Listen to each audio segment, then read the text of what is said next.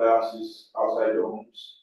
It's important to switch them off because though water is a poor conductor, it still does conduct pipes. So please, it's important to stay safe during the season and ensure that you follow all these steps. Thank you very much. Thank you, Ovie, for that wonderful safety moment, and it's all for us to attend to all that has been said. It is good for us to always be safety conscious, especially as regards to the rainy season and for safe driving. Thank you. So we are progressing. However, Stephanie, your hand is up. I want to believe you have a consideration before we progress. Can you quickly come on board?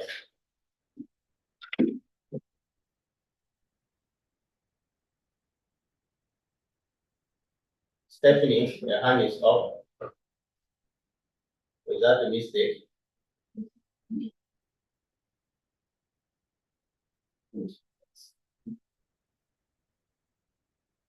Stephanie, so I want to believe the hand is raised by mistake. So we are going to progress. So we are in the section of introduction now. And I want to give the floor now, rather I want to use the floor now. So the coordinator for the meeting and the staff to take over.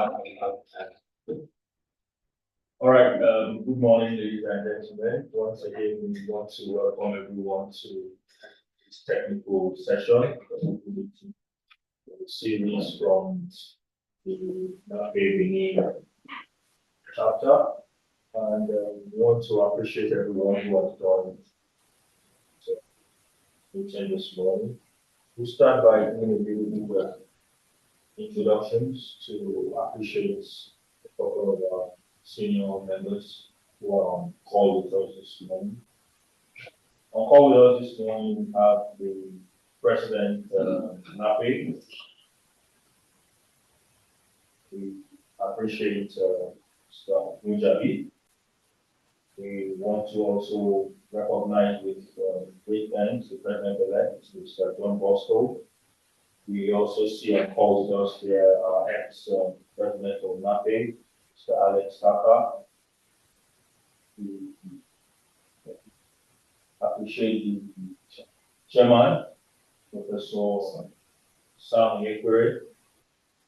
Also appreciate everyone who has joined us from far and wide.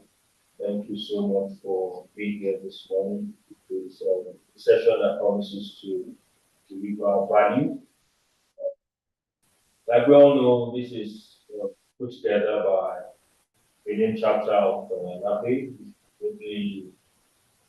coordinated by Mr. Edward Rosa. Edward Rosa is the chapter coordinator. He is deputized by Mr. Ojubo Gamba. The general secretary of the chapter is Mr. Izun Lubo. Mr. Dala Dibawa is the financial secretary. We have Mr. Stephen Saku, who is the PRO. Mr. Udo MSC is the Assistant General Secretary, while we have the YP Chapter Coordinator, Alex Navarro. We also have the chapter, Mr. John Obai, the Editor-in-Chief, while we have the Advisory Council, Mr. Ekwe Uka. The sponsors of technical session will be handled by the chapter executive. At this point, we want to have the opening remark. The opening remark is going to be given to us by the coordinator of the chapter, who is going to introduce the chairman to give the opening remark. So I will give the floor to Mr. Edward, who is the chapter coordinator. Mr. Edward. Yeah, good morning, everyone. You're all welcome to this meeting, which chapter meeting from here. Actually, we don't want to waste more time. My name is Edward, chapter coordinator, like I said. I'm trying to bring in the chairman of the page. The chairman of the page who will give us an opening back is Professor Sam Yekere. Professor Samuel correspond, or is a professor in Federal University of Owerri. I think we'll read.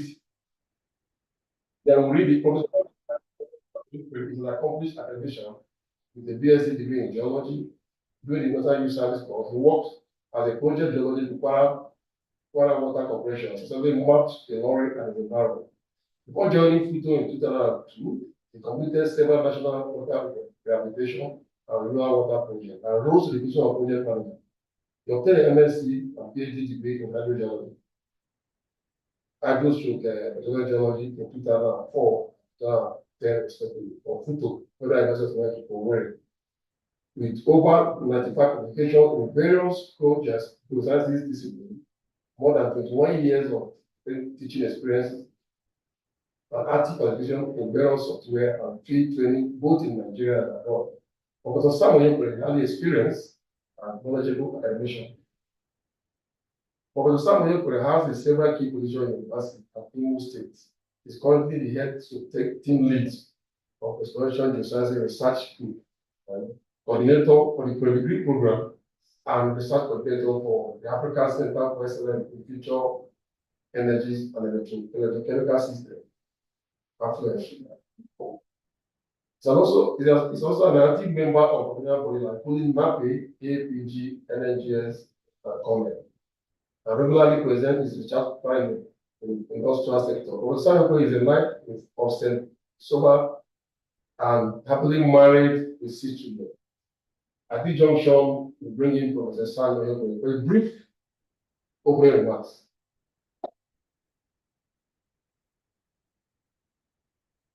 Thank you, the chapter coordinator. Let me stand on existing protocols already established by the Master of Ceremony. It is my pleasure to be the chairman of today's event, which is the technical meeting of the Benin chapter of the Nigerian Association of Petroleum Explorationists, NAPE. On behalf of the ESCO members of the Benin chapter, I welcome you warmly and enjoin you to participate in the meetings. We have a lot of hot and contemporary topic that will be delivered to Ovie.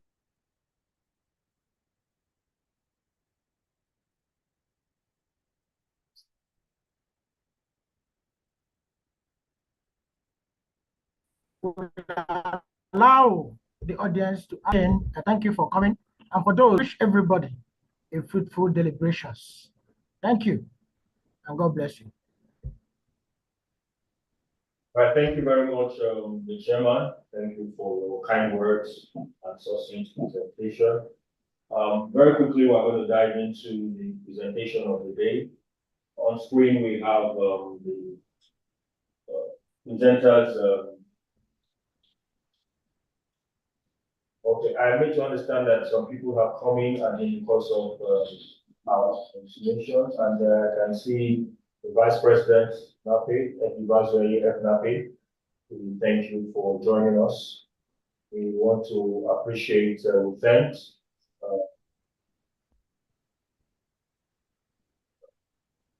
Olajimi Obanla, thank you very much. We also appreciate the thanks our presenter who are going to introduce shortly. The presenter today, Dr. Ogbe, a senior lecturer at the Department of Earth Sciences, Federal University of Petroleum Resources. He is currently the acting director of the Institute of Distance Learning of FUPRE. He holds a bachelor's degree in geology and a master and PhD in petroleum geology. A former doctoral research exploration geologist at SPDC for Harvard. He also holds professional certificates in sequence stratigraphic concepts, reservoir management, structural geology, fundamentals of reservoir description, and modeling with geostatistics, field and track analysis. He has authored over 35 research articles in reputable international and local scientific journals. He has also presented over 7 technical papers in petroleum and sedimentary geology-related areas. His research interests include sequence stratigraphic reservoir characterization, clastic depositional systems, hydrocarbon perspectivity, and structural geology. You would agree with me that this morning we are most privileged to have Dr. Ogbe as our presenter. So I would like for us to put our hands together in a virtual way to introduce the presenter, Dr. Ogbe. While reminding ourselves that in the course of the meeting, please keep your mics muted, turn off your cameras, and ensure that your questions are typed in the chat section. Questions should come with a brief introduction, showing your name and affiliation. It will help us at the end of the day in the Q&A session so that we can have things orderly done. Thank you very much as we welcome Dr. Ovie.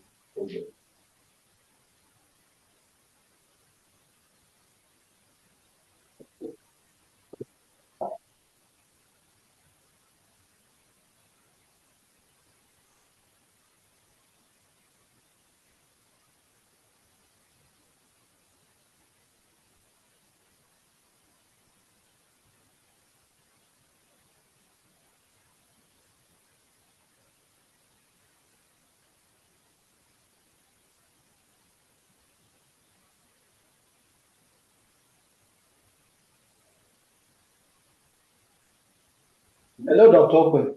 Can you share your screen?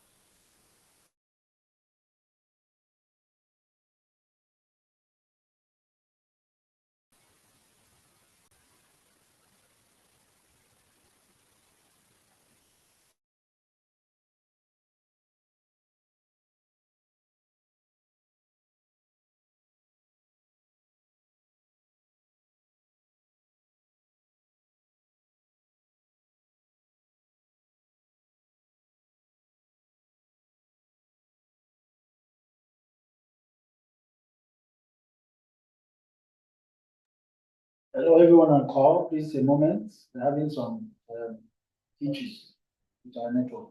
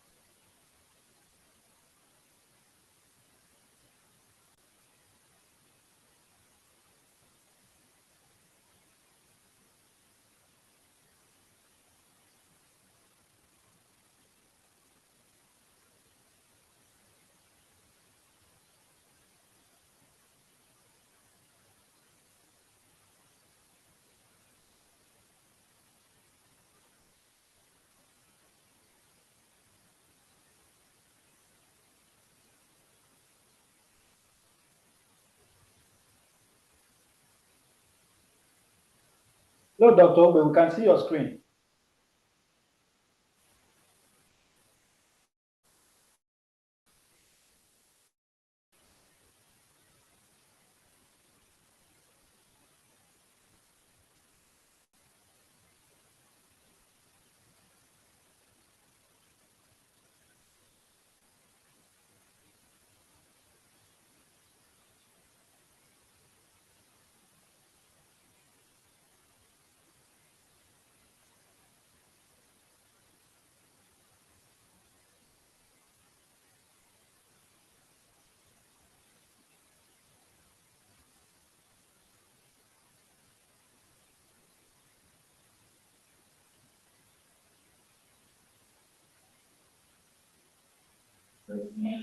Hello, Dr. Ogbe. Are you sure you are not muted? We can't hear you. Or your slides are moving.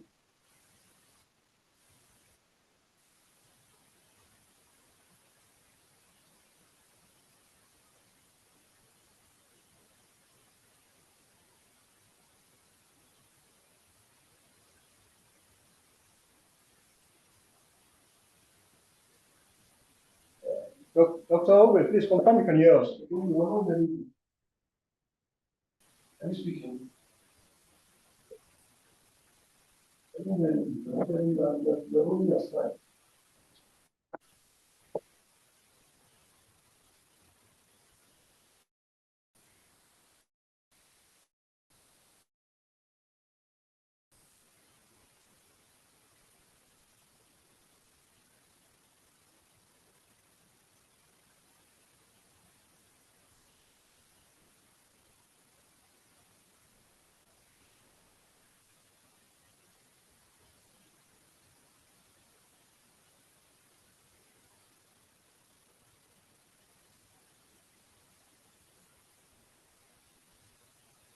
Dr. Ogbe, please confirm you can hear us, please.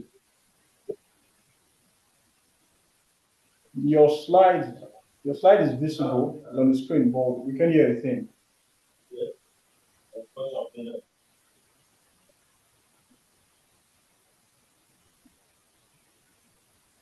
Please, everyone, bear with us. I believe Dr. Ogbe is having a glitch with his network. Just give us a short moment.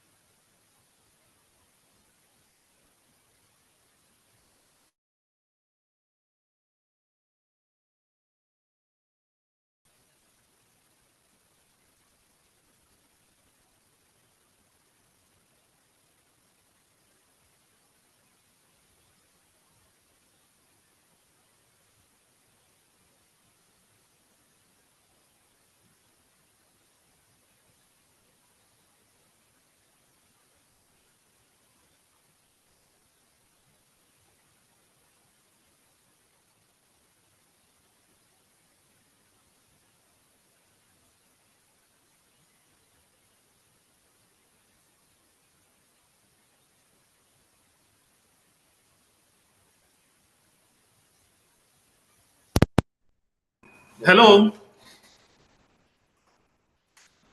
Hello? Yeah, loud and clear. We can hear you now, sir. Okay.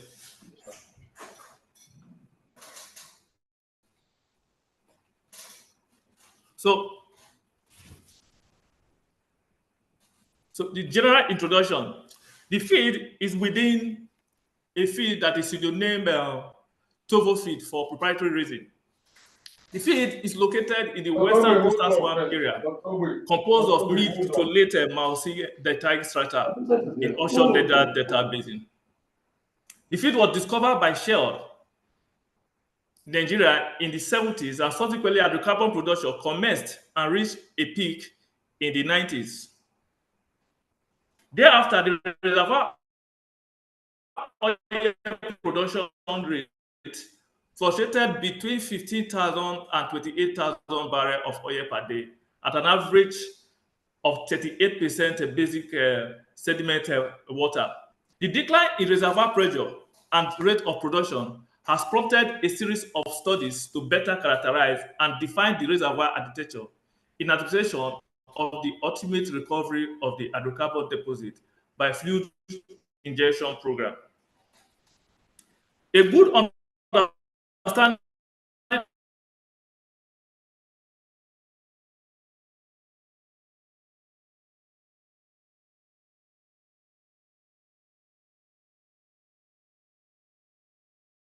of sequence stratigraphic and facies distribution to predict reservoir quality. And so let's look at the concept of a sequence.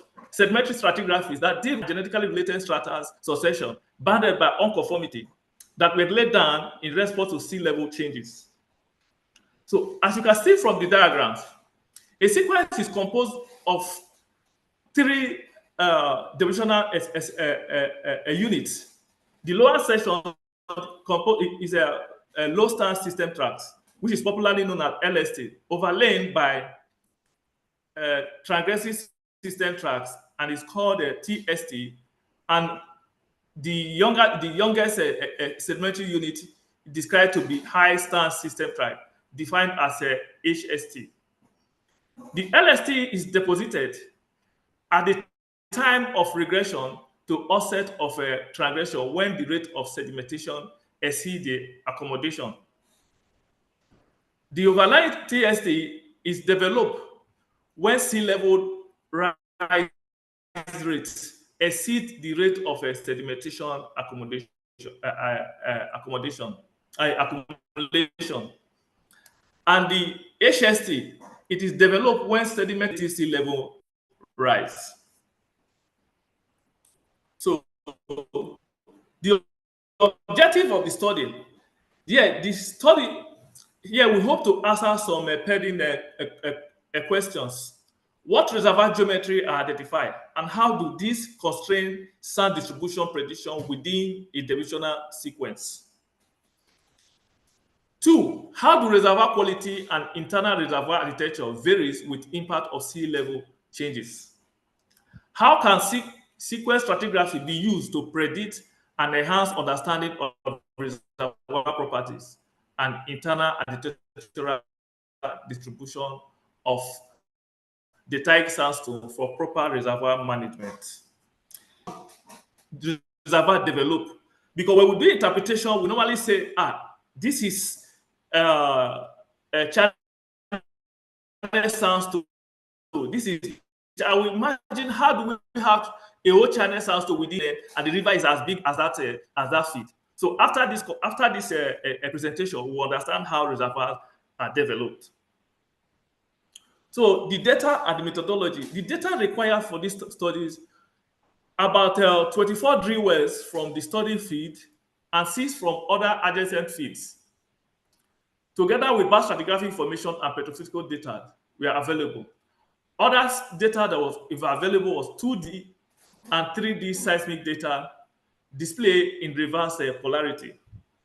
And the study involved integration of well logs, biostratigraphy, and seismic data to establish a 3-order sequence stratigraphic framework based on vague concept.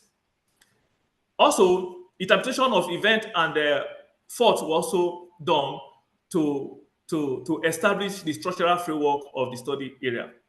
Thereafter, a third order sequence stratigraphy was narrowed down to fourth order sequence stratigraphy to be described as a reservoir. And at the end, the reservoir analysis was done, describing the reservoir facies and their properties, and construction of a predicting depositional model. So this display interpretation of sequence stratigraphy in the study area, and this is the type log. The interpretation was based on static pattern of fauna population and diversity within a shale interval that is described to be condensation that hosts the MFS. MFS here define the maximum point at which the sea level got to before it started regressing. And condensation corresponds to a time correlation marker with a bizone of forum and the palynological zone of the Niger Delta that was mapped as the MFS. Sequence body was identified based on the static pattern between MFS and the base of a channel sandstone. Transgressive system, TSE, which is described here to be transgressive surface of erosion, is interpreted based on minimal resistivity value and maximum neutral density separation above a sequence boundary. The parametric delineation was done upon the sequence stratigraphic data and the palynological distribution. And as you can see, the study area ranges from outer neretic to shallow inner neretic. So this sequence provided a pattern for correlation to other wells and calibration against relatable correlation established from seismic session. And as you can see, a 4 mappable sequence were delineated.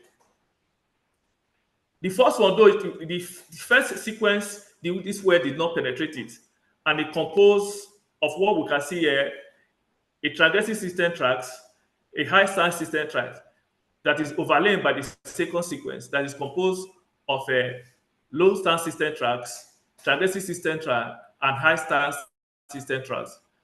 And on top of that, we have another sequence that is composed of lowstand system tracts and a very thin TST that is carved by a high incidence tract.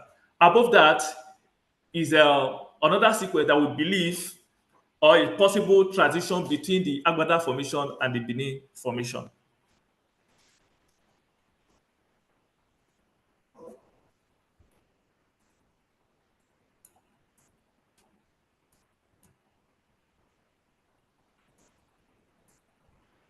Hello, can you hear me?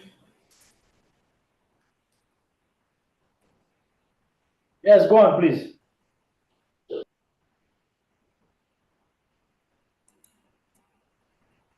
So, this is interpreted seismic section that indicate the presence of distinct geometries such as overlap, downlap, and offlap in the sequence, and they shows the fault controls sequence architecture in the study area.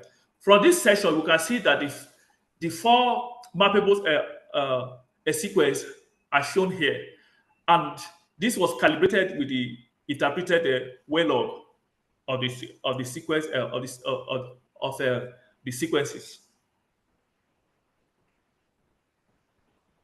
So this one particular one shows the structural and the stratigraphic control of the sequence and how they were developed. And you can see from here, as moving from the land towards the basin, that the sequence tend to be increasing in thickness. This indicates that accommodation space was created through sedimentation with time. And as you can also see, the sequences, they are delimited by these faults. So let's look at the one that runs across a horizontal, the strike direction. And this has shown that In a strike view, the sequences are more laterally extensive with their sound packages.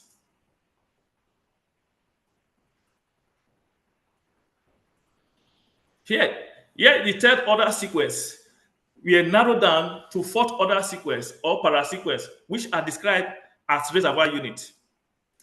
Sand shell stacking pattern relationship reveal the existence of multi-cyclicity events defined as a flooding surfaces. About 20 flooding surfaces were delineated. Within sequence 2, 3 genetic units were selected for study based on their stratigraphic level position and the log signatures. First, the LST, which is the lowstand system tract of sequence sequence 1, name TSC, is named TS1 reservoir. While the second sandstone unit is with FSC14, is named FS14 reservoir, and it's possible a fourth order HST. And the third reservoir is named FSC15, that is capped by the maximum flooding surface 11.5, and the possible fourth order TST.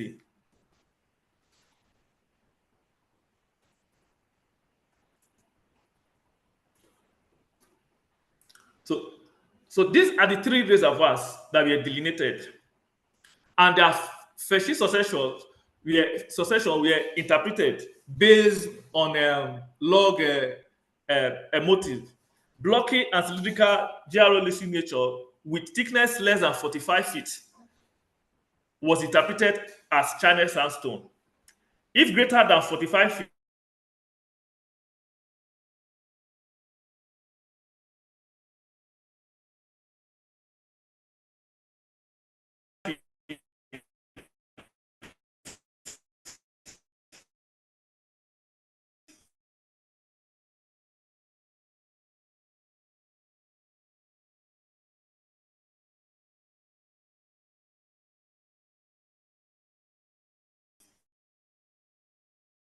it's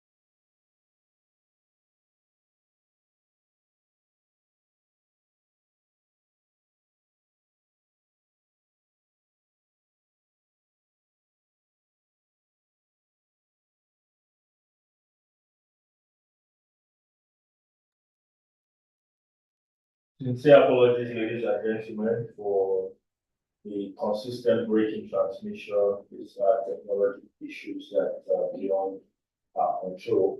We sincerely apologize for the undeserved embarrassment. And we're hopeful that in a couple of minutes we'll be able to join and connect to our presenter. Please bear with us. Thank you.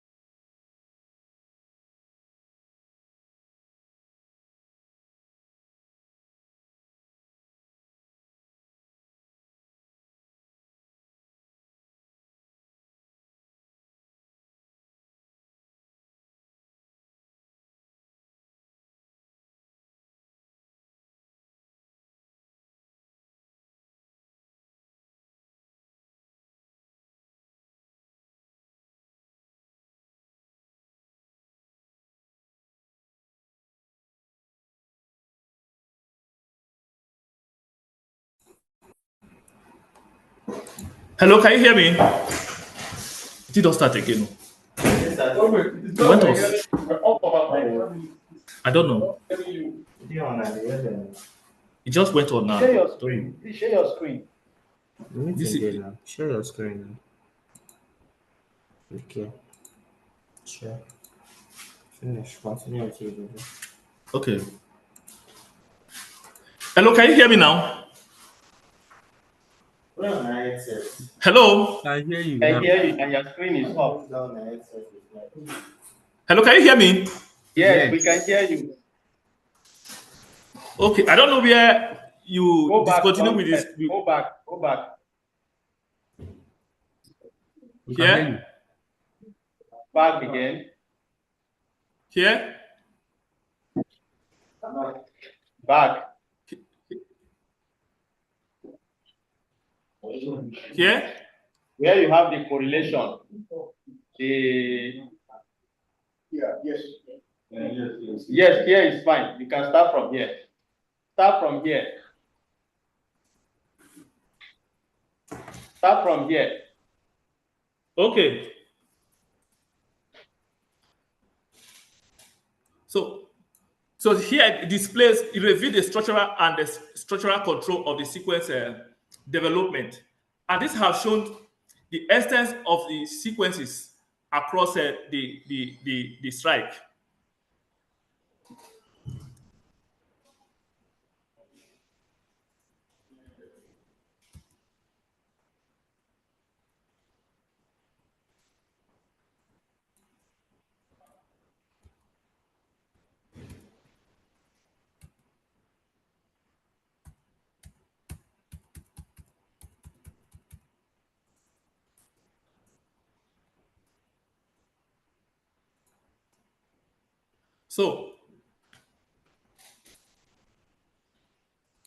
Here, the third order sequences were narrowed down to fourth order sequences or parasequence, which are described as a reservoir unit. The sand to shale stacking pattern relationship revealed the existence of multi-cyclicity events defined as flooding surfaces. About 20 flooding surfaces were delineated. Within sequence 2, 3 genetic units were selected for study based on their stratigraphic levels and their stratigraphic position and log signature. First, the LST deposit of sequence 1, named TST1 reservoir. The second one is a sandstone unit with a FS14, named FS14 reservoir. And the third one is the FS15 reservoir that is capped by maximum flooding surface level 0.5.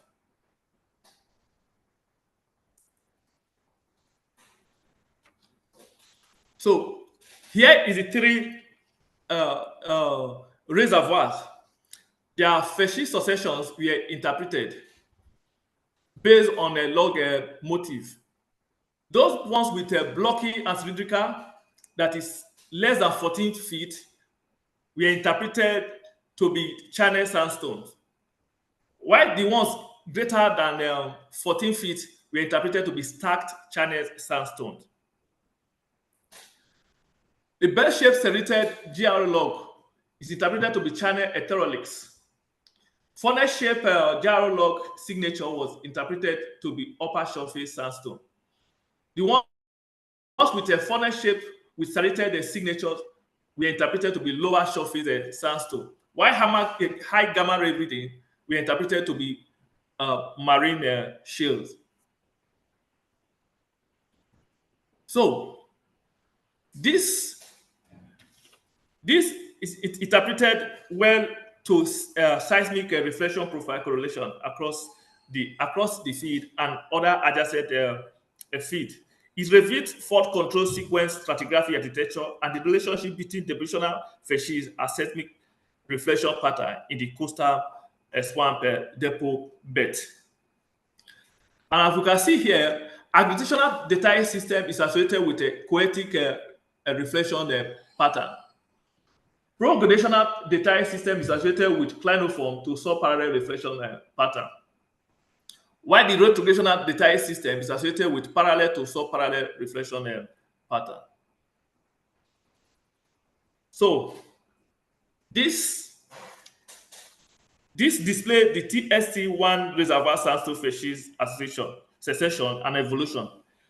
Based on the isopath map that shows near similar thickness across the feed, it is interpreted to assume a pore geometric pattern associated with shoreface sandstone stacked on by erosionally based multi-storied channel sandstone deposit, characterized by poetic reflection on seismic.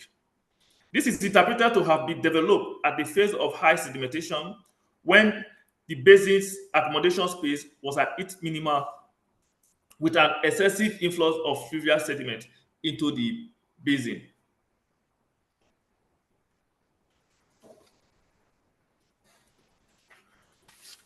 This displays the F14 reservoir sandstone facies succession and the evolution. Also, based on the isopath map that shows sands development along the deep, it is interpreted that the reservoir assumed a lobate geometric pattern associated with shoreface stacked by channel sandstone deposit, characterized by clinoform and sub-parallel reflection on seismic. This is interpreted to have been developed at a phase of relative sea level fall with high rate of fluvial sediment supply into the basin.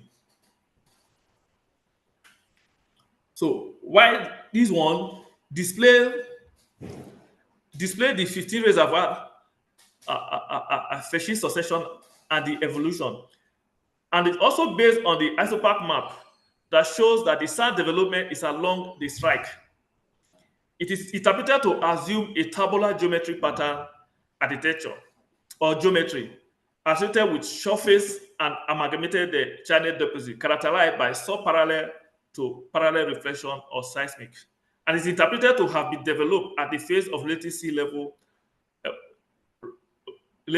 rise when basin accommodation space was greater than the rate of fluvial sediment supply.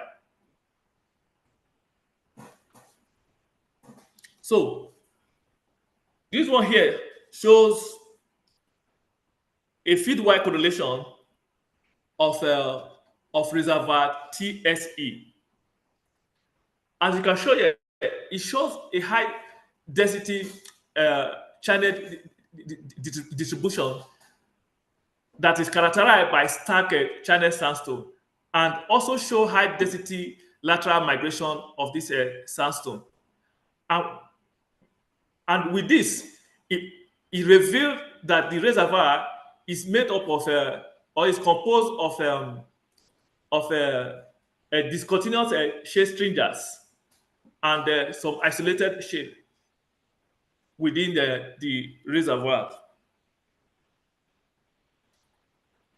So this one display a wide correlation of F15 reservoir, and is characterized by inter-reservoir shales and discontinuous shade stringers. It also there appear to be intra-reservoir shale, but it's not continuous across the feed. The reservoir should also show high density channelization with stacked channels and some lateral migration channels. The high distribution of inter-reservoir shale and discontinuous mud stringer indicate a poor marine influence reservoir. So this is for the F14 reservoir, and it appears to have been subdivided by intra-reservoir shales, and is characterized by lobe channels. And along the strike, if you look at it very well, you look as there is tend to be a lateral migration of channels that have tried to blend with each other, and within weight 10, you see that it has some more deposit or shade deposit. This shows that this area experienced very little marine influence.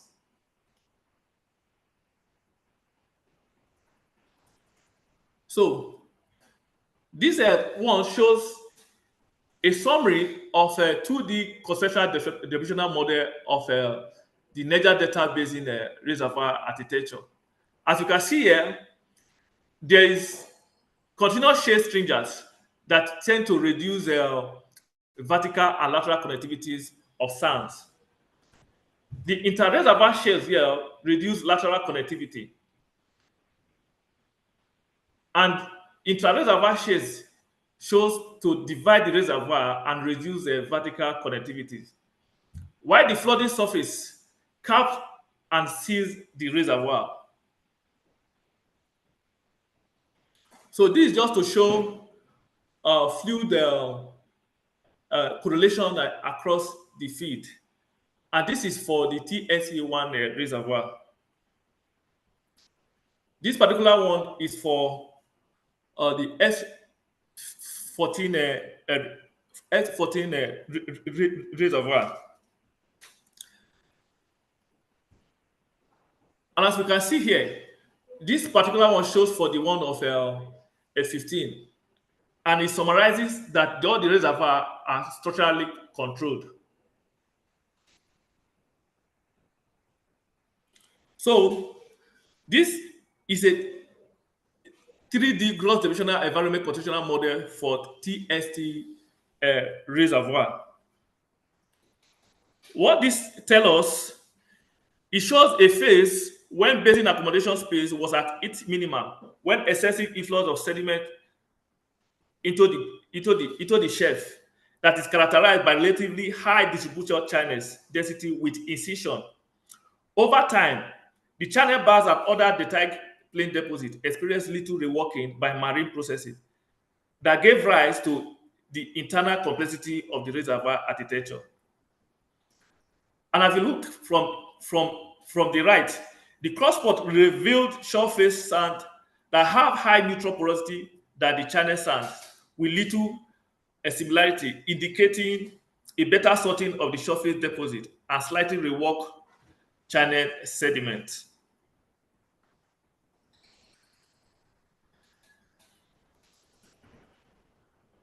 These ones show for FS14 reservoir. It shows at a time the marine water retreating into the basin, thereby exposing the shelf to high rate of sediment supply with distributing channel, crevasse play, and other detached plain deposit building into the shelf. The discontinuous shale or mud stringers are possible a product of channel avulsion and overback deposit. And through time, these deposits were starved of reworking by marine processes that gave rise to internal complexity of the reservoir architecture. And as you can see from the cross plot, it revealed the shoreface sand have remarkably high neutral porosity than the channels sand, with little similarity, indicating better sorting of the shoreface deposit and poor reworked the channel sandstones. This is for the FF14 reservoir. It displays that the fluvial deposit were submerged by marine water at a phase of sea level rise when the rate of sedimentation was relatively low. Waves are under marine processing acting on the sediment that meets the data front and the data plane deposit. Through time, this deposit collects, creating good sand connectivities. Hence, the reservoir is interpreted to be transgressive deposit.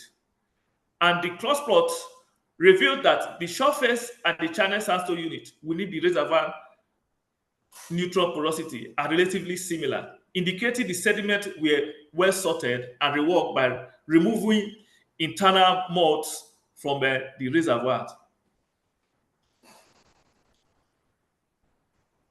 So this is a facies succession and petrophysical characteristics of TS1 reservoir. The particular evaluation showed that the TSE sand has a very good to excellent reservoir quality with wide range distribution of porosity and permeability, which increases upward across the field. Hence, it could be a better oil sweep efficiency potential in the basal section of the reservoir by fluid injection. The ratio of hydrocarbon column to reservoir thickness is relatively low, and this indicates that the internal mods or shale within the reservoir are poor source rock recharging factors.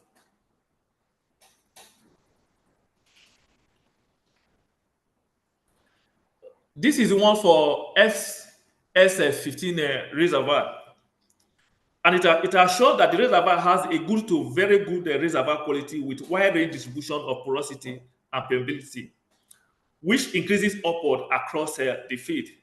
Hence, it will be better oil sweep efficiency potential at the base section of the reservoir by fluid injection. And as you can see, the ratio of hydrocarbon to reservoir thickness is relatively low, and this indicates that the internal reservoir mud within the reservoir are poor source rock recharging factor. So let's look at the other reservoir, the reservoir 14.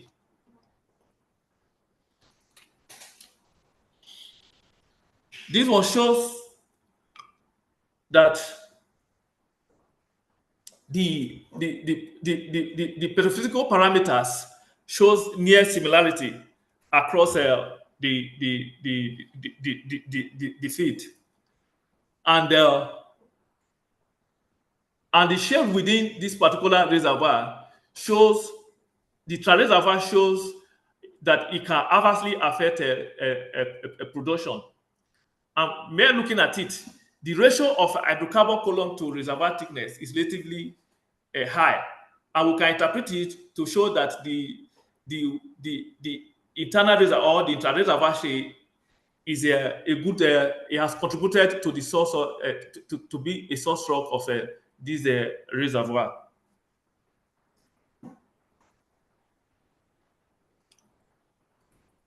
So the geological implication of or implication for hydrocarbon exploration, production, and basin and business impact. One, the reservoir depositional model may help to determine the best exploration and production adopted in order to maximize oil recovery in the field. For example, understanding sand distribution pattern may help to know the position to place an injection well during oil recovery.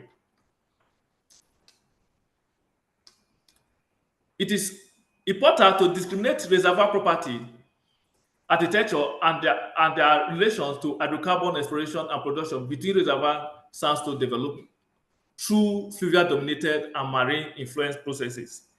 And this work has shown that marine influenced sandstone bodies are better reservoir and highly charged than fluvial dominated reservoirs.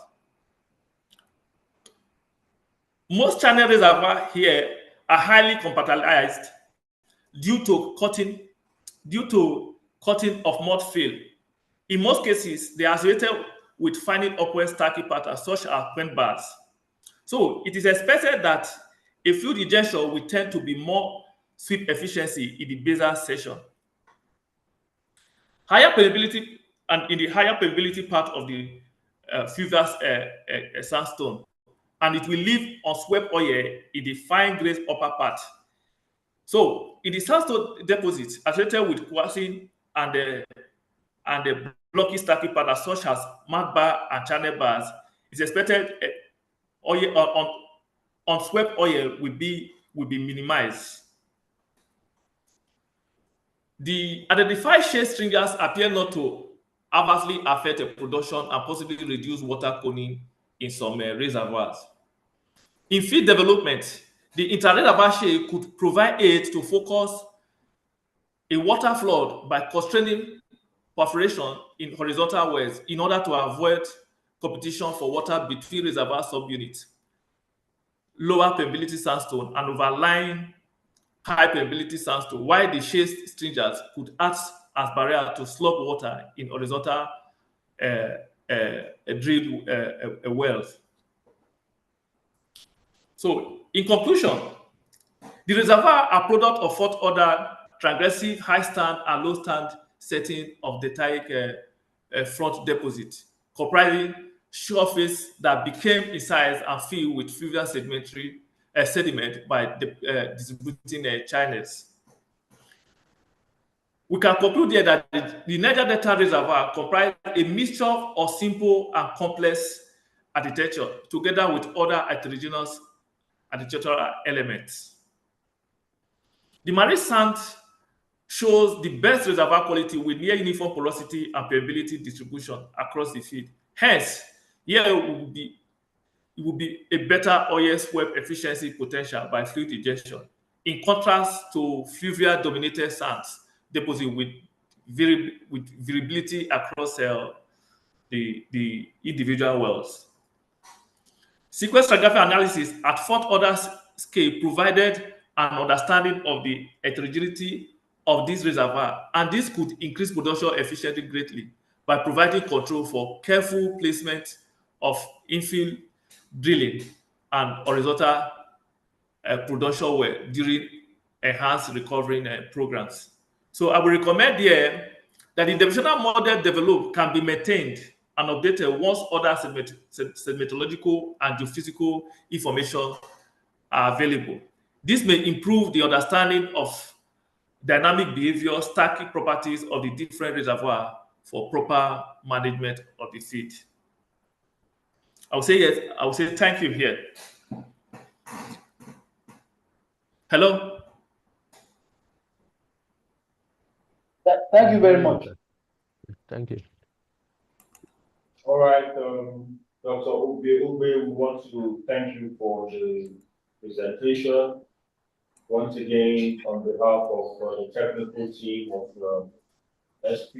Benin chapter, I would like to apologize to everyone for the technical glitches.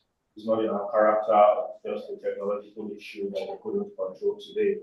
And I hope that it has not diminished from the value that has been brought to the table by the presenter today. Going forward, we will have a recap, which will lead us to the question and answer session. And like I said earlier, we want people to please drop their questions in the chat box so we could have them handy, and the presenter will have ample time to respond to them.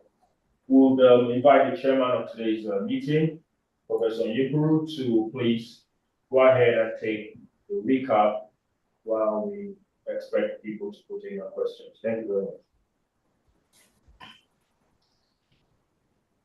Thank you very much. Thank you, Mr. Presenter, our own dear doc, for this insightful exposition. This presentation centered on sequence stratigraphic controls on hydrocarbon reservoir architecture and productivity in the onshore Niger Delta Basin. The study was carried out in Ovie Field, which is in the western coastal swamp depot belt. And the speaker informed us that the field was discovered by Shell Nigeria in the 1970s, but hydrocarbon reached its peak in the 1990s. Unfortunately, reservoir's oil production rate dropped. The decline in the reservoir pressure and rate of production was the reason for the study, which aimed to better characterize and define the reservoir architectures in the Ovie field to increase production and or use secondary recovery programs for enhanced production. The study centered mainly on knowing the relationship between reservoir geometries and sand distribution prediction within a depositional sequence. The effect of reservoir quality and the internal architectures arising from sea level changes were also x-rayed. The study also made proper reservoir management of the reservoir of the deltaic sandstones for established and the prediction and better understanding of the reservoir properties and the internal structural distribution were done using sequence stratigraphy. The study integrated well logs, biostratigraphic information, physical data, 2D and 3D seismic data for the interpretation. The interpretation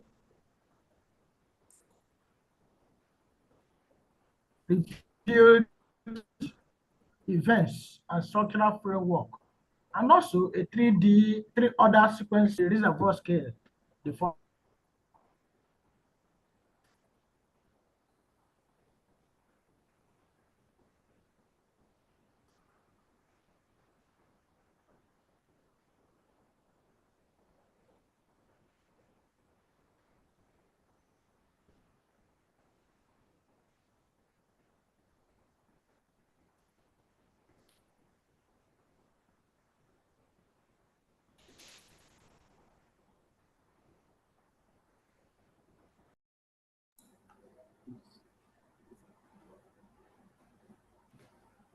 Chairman, sir, we are unable to hear from you. I don't know if you're having any communication issues.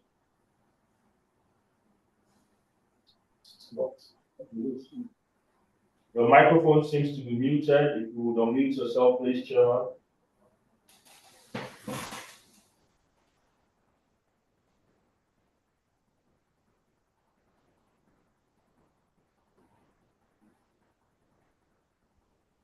I'm back, please.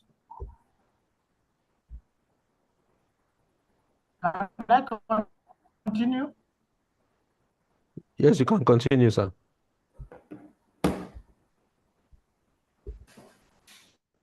Thank you. So I said that the study used well logs, biostratigraphic information, petrophysical data, 2D and 3D seismic data to do the analysis. The integration of well logs, biostratigraphic data sets established a third-order sequence stratigraphic framework. He interpreted some events and also interpreted structures in the three-order sequence framework, and later narrowed these interpretations in the reservoir scale, which he called the fourth-order sequence. The study thereafter went ahead to analyze reservoir facies and their properties. He also interpreted and constructed predictive models, which were well explained in the study.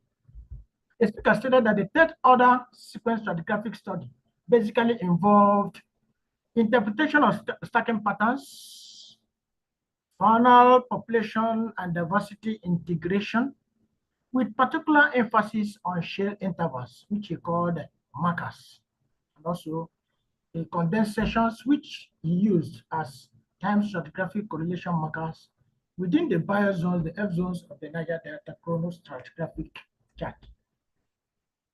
He identified sequence boundaries based on stacking patterns between MFS and the base of channel sandstones.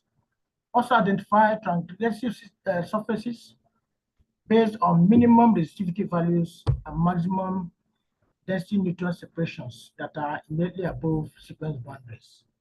We also, analyzed the paleobathymetry using a biostratigraphic data and provided patterns for correlation to other wells and calibrated them so that they can be used for correlation to the seismic reflection profiles.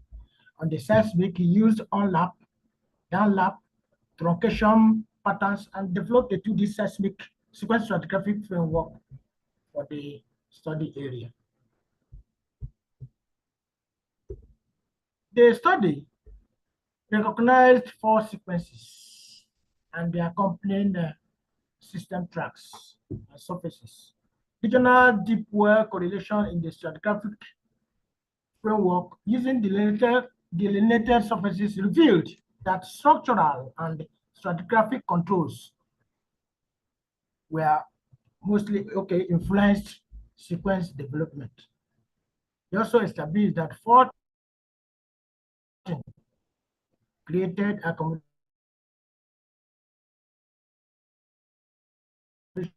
space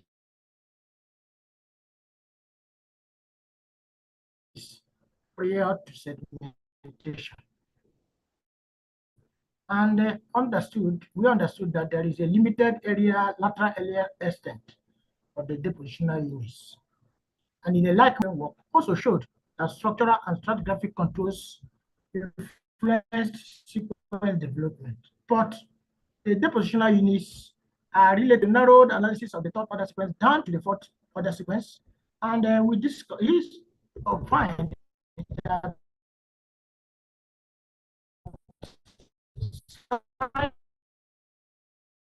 certain patterns relationship further revealed the existence of four other sequences.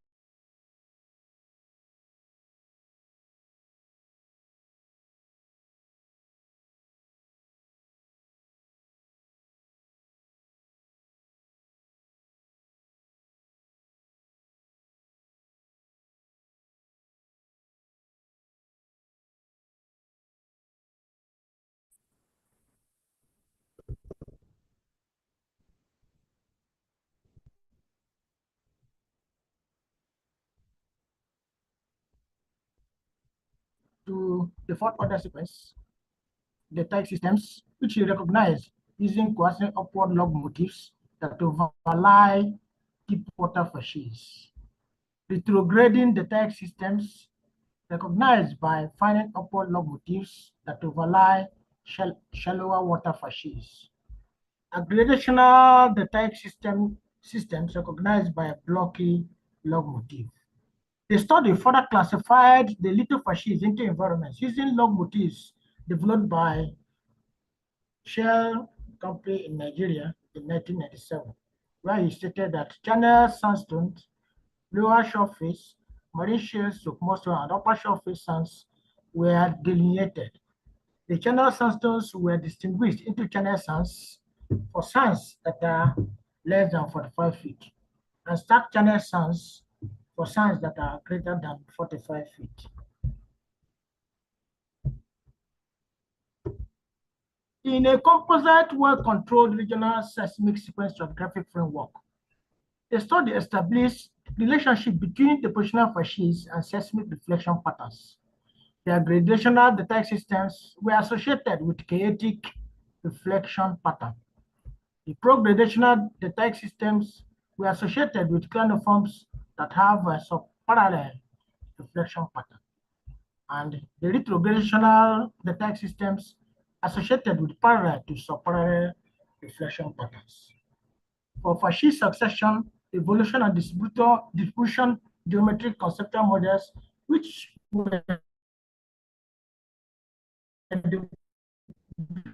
he built up by studying S1, FS14, and FS15 for strategic reasons. The models displayed the various facies distributions, reservoir geometries, and successions at the respective horizons, and the stages of sequence development with respect to accommodation space and sediment supply. The geometries displayed extensively stacked channels greater than 5 kilometers, restricted shore face stacked by channel sandstone deposits, which is about 100 meters in lateral extension, and areas where sediment influx is greater than accommodation, relative sea level fall, and relative sea level rise, but accommodation greater than this respectively. The reservoir conceptual models, on the other hand, showed the intercalation of marine shales and reservoirs. This influenced the predictions of net to gross ratios and, by extension, the reservoir capacity and their quality. This may help determine the best exploration and production plans to be adopted in order to maximize oil recovery in the studied field. Finally, the study compared the facies successions in the basin and petrophysical characteristics, which he showed the best facies with optimum petrophysical properties for hydrocarbon production, and that which can cause barriers to flow. He concluded by stating that sequence stratigraphic analysis at fourth order scale provided an understanding of the heterogeneities of the reservoirs in the topo field. These results are expected to increase production efficiencies by providing controls for careful placement of infield drilling and on horizontal production wells during enhanced recovery programs. Thank you.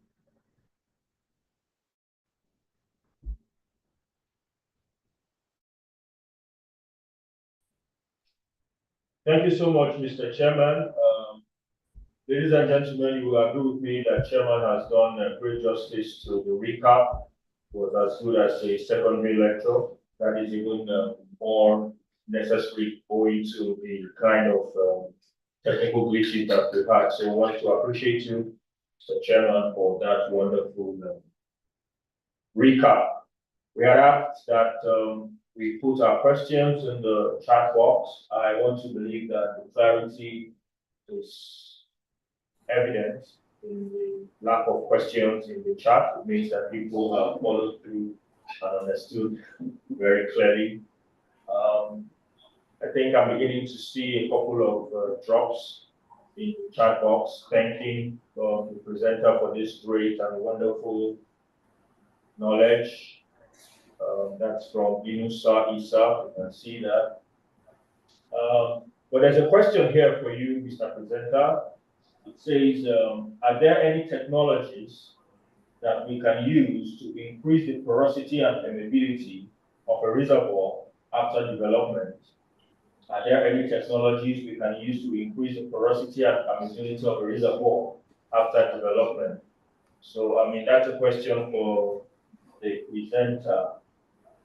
I don't know if the presenter will want to take that and respond, or we ask. Yeah. Yes, let me answer that question now. All right, sir. I just want to apologize for the technical problem. What happened is that my system just restarted impromptu. So I have to run to the next available laptop that is of a low grade. How will I put it? Yes. So thank you for that question. Yes, it is possible to increase the porosity and permeability of a reservoir during development through what we call a defranking. Hello? Hello? We can hear you, please. Yes, through what we process that we call it defranking.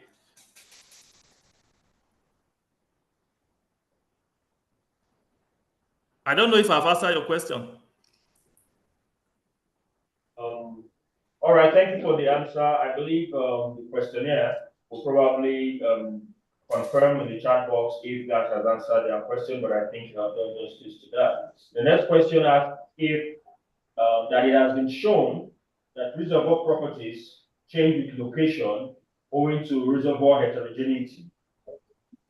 As Niger Delta comprises different fields from different locations, what type of model or method did you use in your analysis to generalize the behavior of reservoirs of the Niger Delta?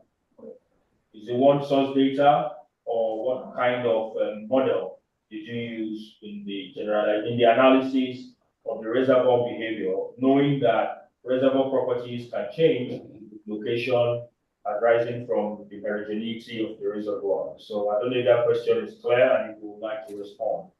Yes, I think it's clear. From my presentation here, if you look at it very well, two basic type of reservoir type were interpreted. Though you can say three, but I've classified two to be one. There is a marine influenced deposit reservoir and the fluvial dominated reservoir. The fluvial dominated reservoir show inconsistency in reservoir quality. In some reservoir, the quality might be high. In some reservoir, the quality might be low. But if you look the one of that is influenced by marine processes, the physical characteristics tend to be more uniform. So based on that, I concluded that the marine influenced reservoir have a better characteristic or reservoir quality. Thank you. Thank you very much, Dr. Ovie. I believe that answers the questionnaire. In the absence of any other question, we'll go to the next item, which is the announcement. And that will be taken by the Public Relations Officer of the chapter, Mr. Stephen Sams.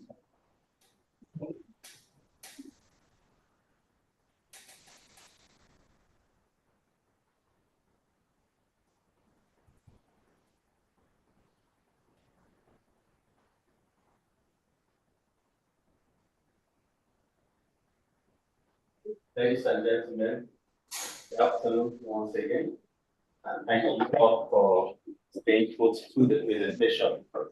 So a couple of announcements here for us, which is just centered around our membership drive, the annual dues, and the coming events.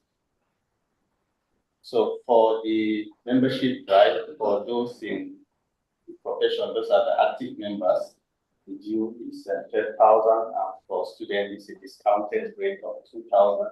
We have also 50 for corporates like the NPCL. We also have some activities lined up, the former school, seismic processing and fundamentals and practice, which is between 5th and 7th of June. It's actually virtual, but you have to prepare for it to join. Active members is 20,000, and the non-members from outside the association, they're going to pay 80. And students who we have discounted the fee for you, just 5,000. And the non-members, student members is 20,000.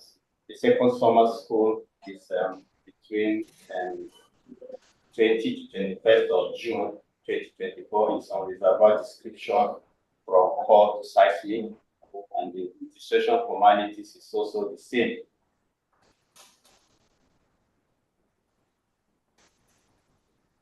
Then for our annual activity, which is the international conference and exhibition, which is coming up between 10th and 14th of November. Our theme for this year is very interesting, resolving the Nigerian energy trilemma, energy security, sustainability, growth, and affordability. Very interesting. And we are bringing this to your notification now so that you can prepare to attend. During the conference, there's going to be an exhibition, which is essentially for the academia. You have to go and do the basic evaluation competition. For you to enroll, we have a flyer for you to go through so that you'll be able to know all that is required. You can have a very good outing, and for inquiry, we have a piece of address of the president events, and also the PE for you to contact them for more details. Thank you very much. Thank you very much, Mr. Sako, for the announcements. I hope you've all taken note of the requirements for us in terms of payment of dues, as well as preparation for the national, annual, international conference and exhibition. It is at this point that we will move to the flag presentation. As usual, with us in the Benin chapter, we will do this in the viewing center right here in the NEPL office. However, for today, we're also beaming live from the NSERV office in Benin. So we will skip the flag presentation at this point and move to the closing remarks. Closing remarks will be given to us by the president, the national president of NAPE, talking of Mr. Abiodun Ogunjobi at NAPE. Mr. Ogunjobi, please. Okay, thank you very much. Good afternoon, ladies and gentlemen. First of all, I would like to thank the executive of the Benin chapter for putting together this important technical topic. I would like to appreciate the speaker of today, Dr. Ovie, for that insightful presentation, and also thanks to the chairman for finding time to be part of today's discussion. Let me also join the executive of the Benin chapter to apologize for those technical glitches. Sometimes technology misbehaves, and I hope that despite those issues, we enjoyed the important discussion that we had this afternoon, and I just underscore the importance of NAPE technical business meeting. This is where we share ideas together, improve our understanding of the subsurface and how we can do our business of oil and gas exploration better. So on behalf of the Board of Trustees, the Advisory Council, the Executive and membership of NAPE would like to say a big thank you for gracing this May technical business meeting. And please do look forward to other chapters and the HQ technical business meeting. This is one of our major platforms where we bring erudite speakers, professionals, and corporate members together to share their best practices, innovations, and knowledge on how we can continue to do our business better. Thank you very much for coming and joining us in this section, and I do enjoy the rest of the day. Thank you very much. Over to you, please. Thank you very much, Mr. President. Once again, we want to appreciate everyone on the call. It is at this point that we would return to the viewing center to continue the remaining activities of this webinar and this technical presentation. We want to appreciate everyone, starting from the presenter, Dr. Ovie. Thank you very much for your insightful presentation. Thank you, Chairman of the technical presentation, for your very vivid recap. I want to thank everyone for their patience and for joining us even in the midst of all our glitches and standing with us till the end of this program. It is not in our character, and we can assure you that when we do this next time, it will be hitch-free. Thank you very much for your time. We want to wish everyone a very wonderful afternoon and see you at the next technical meeting. Thank you very much.